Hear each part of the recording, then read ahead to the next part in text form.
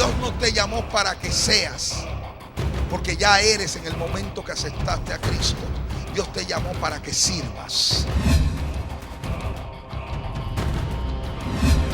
Lo que tú pides y la forma como lo pides delante de Dios determinará lo que vas a recibir. En el libro de Segunda de Crónicas, capítulo 1, verso 6. Subió pues Salomón allá delante de Jehová al altar de bronce que estaba en el tabernáculo de reunión, y ofreció sobre él 1000 holocaustos. Y aquella noche apareció Dios a Salomón y le dijo: pídeme lo que quieras que yo te dé. ¿Tú te imaginas que Dios se te aparezca de noche en un sueño y te dice: pídeme lo que tú quieras que yo te dé? Y Salomón dijo a Dios: tú has tenido con David mi padre gran misericordia, y a mí me ha puesto por rey en lugar suyo.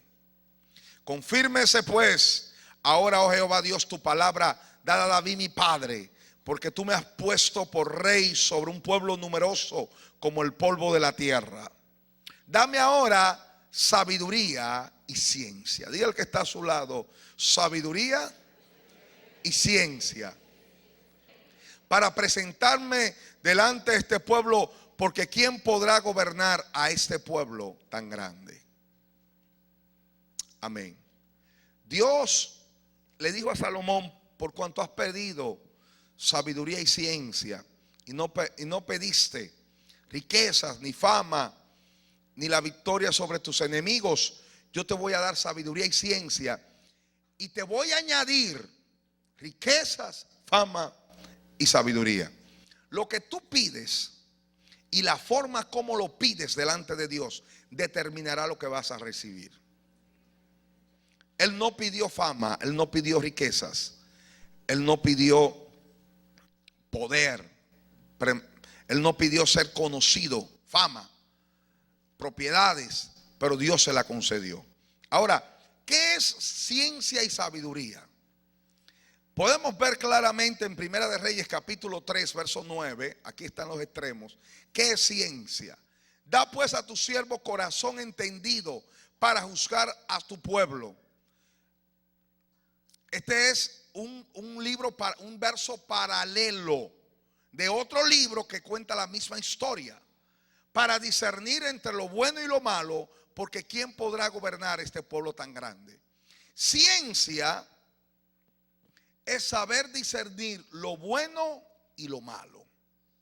No significa simplemente saber entender que robar es malo y que ser honesto es bueno, que el adulterio es malo y el ser leal y fiel es bueno. Eso no es ciencia. Se lo voy a conceptualizar de esta manera. Ciencia es la percepción correcta de las motivaciones en una acción o en una expresión.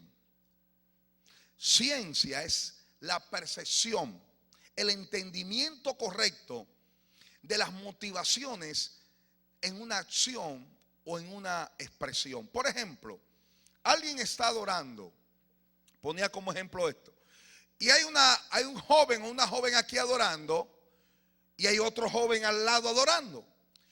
Uno está adorando para la gloria de Dios y otro está adorando para ser visto. Los dos adoran a Dios, pero con motivaciones distintas.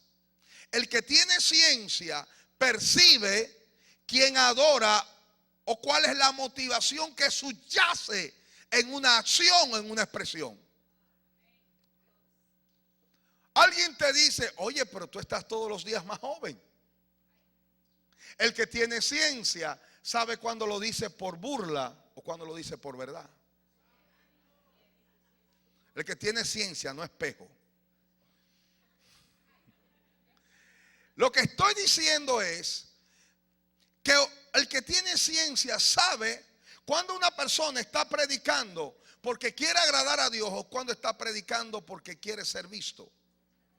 Cuando una persona hace la obra de Dios buscando posicionarse o cuando hace la obra de Dios buscando simplemente servir a otros. Cuando una persona trabaja, sirve en la iglesia, buscando un beneficio personal, o cuando una persona sirve por amor a Dios. Eso es ciencia, lo que llamamos discernimiento de espíritu. Diga al que está a su lado, necesitamos ciencia. Ahora, la ciencia informa. La sabiduría es la decisión correcta e ingeniosa ante la información que nos da la ciencia. ¿Qué debemos hacer? ¿Qué debemos decidir? ¿Cuándo callar y cuándo hablar? ¿Cómo debemos actuar? Si tu esposa te dice, mira, cuando tú salgas no me traigas nada, y tú eres un hombre sabio y conoces el lenguaje femenino, porque es más fácil aprender chino que aprender el lenguaje femenino,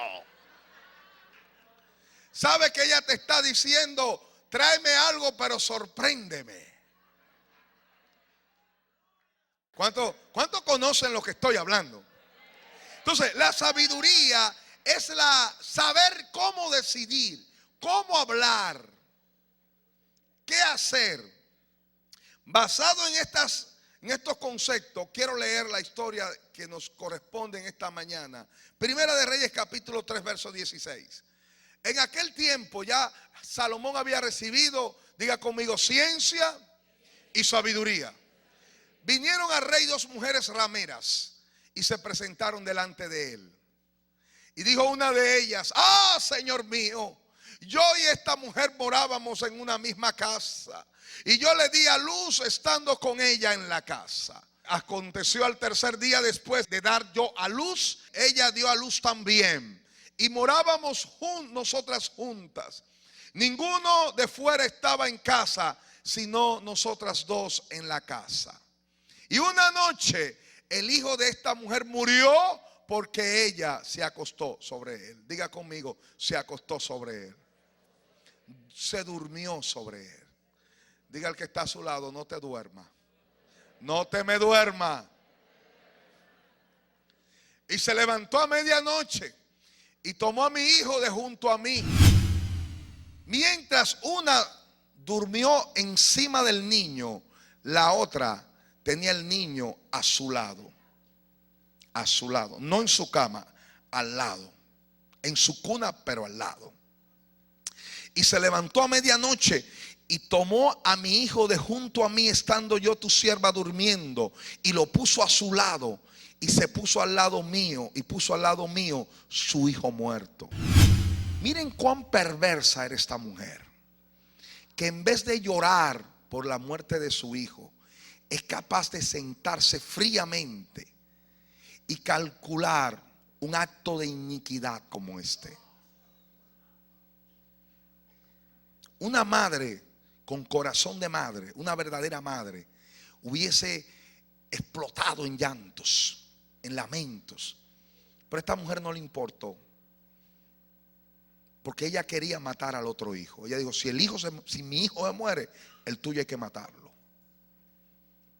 Y lo hurtó. Y cuando yo me levanté de madrugada, ¿a qué hora se levantó? Para dar el pecho a mi hijo. He aquí que estaba muerto. Pero lo observé por la mañana y vi que no era mi hijo el que yo había dado a luz. Ella lo vio muerto y se lamentó, pero al verlo bien, no era el de ella. Entonces la otra mujer dijo, no, mi hijo es el que vive, tu hijo es el muerto.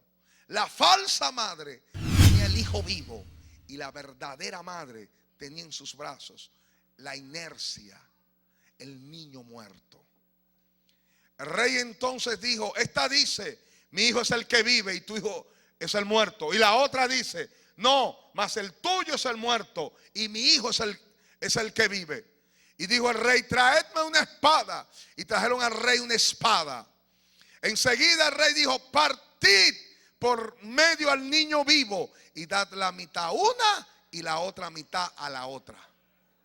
Entonces la mujer de quien era el hijo vivo habló al rey porque sus entrañas se le conmovieron por su hijo. Y dijo: ay, Señor mío, dad a esta al niño vivo y no lo matéis. Mas la otra dijo: ni a mí ni a ti, partidlo. Lo quería matar. Entonces el rey respondió y dijo: dad a aquella el hijo vivo y no lo matéis. Ella es su madre. Amén. Y todo Israel oyó aquel juicio que había dado el rey y temieron al rey porque vieron que había en él sabiduría de Dios para juzgar. Miren, si es cierto que en Israel gobernaba un sistema judicial basado en las leyes mosaicas, me parece extraño que dos rameras hayan llegado donde el rey para consultar este juicio. ¿Por qué? Porque la ley prohibía el oficio de la prostitución. Y como dos prostitutas, rameras, van directamente a consultar o a litigar delante del rey. Aquel que es el representante de la ley, aquel en ese tiempo que era aquel que tenía que hacer justicia. Es como si dos narcotraficantes tienen un litigio, una discusión, y buscan al encargado de la DNCD para que pueda juzgar entre ellos. Pero ese no es el tema. Lo que sí es cierto es que si existía la misma estructura judicial de los tiempos mosaicos, donde los casos, donde las contiendas primero iban a los príncipes, a los juzgados, parece ser que este caso enigmático e indescifrable para muchos, primero pasó por instancias menores hasta que llegó a la instancia suprema, que era el rey. Parece ser que ninguno pudo solucionar. Dos madres, nadie las conocía, vivían solas. Una dice: el hijo mío es el vivo, el muerto es de ella. Otra dijo: el mío es el vivo, el muerto es de ella. Y nadie sabe cómo solucionar este caso. Un caso enigmático, un caso indescifrable. Pasa por diversas instancias y ninguno de ellos pudo hallar la solución hasta que llega donde el rey. No importa si tu caso, si tu litigio ha sido mal juzgado por los hombres, tú puedes apelar al trono de la gracia y de la misericordia. El rey, que tenía sabiduría, pudo saber cuando las dos madres, una decía: el mío es el vivo, y la otra decía: el mío es el vivo. Como él tenía ciencia, que es la correcta percepción de las motivaciones que subyace debajo o en una expresión o en una acción, él sabía qué madre decía: el mío es el vivo, por amor, y cuál lo decía por envidia. Y él detectó la verdadera madre y actuó entonces con sabiduría y dijo: traedme una espada y partidlo por la mitad. En una sociedad hebrea donde las mujeres no tenían ni voz ni voto, su presencia se hacía latente a través del hombre. En una sociedad judía donde las mujeres eran consideradas como propiedades de las familias y donde su presencia y su voz y su opinión se hacía latente a través del hombre, necesitaban un hombre que la cobijara, sea un hijo o un esposo. Ellas necesitaban ese hijo, dos rameras, que por así decirlo eran parte de una sociedad segregada, parte de un grupo de personas desterradas socialmente y religiosamente. Ellas tenían en ese niño la esperanza, el sueño de algún día ser incluida en la sociedad hebrea. Por lo tanto, el niño representa el sueño, representa el futuro, representa el destino de Dios. Cuando Salomón tuvo un sueño de Dios, donde Dios se le aparece y le dice: ¿qué tú quieres que yo te dé? Porque a cada uno de nosotros Dios va a colocar dentro de nuestro vientre espiritual un sueño que te va a embarazar. Cada uno de nosotros tiene un sueño de Dios.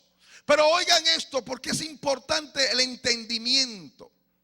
Los sueños de Dios para contigo no es posicionarte, no es hacerte famoso.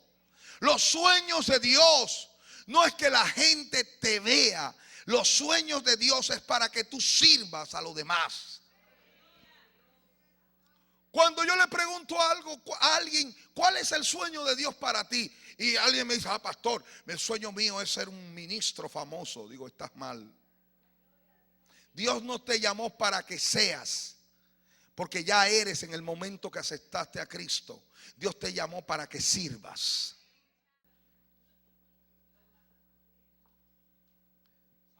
Dios no llamó a José para que fuese gobernador.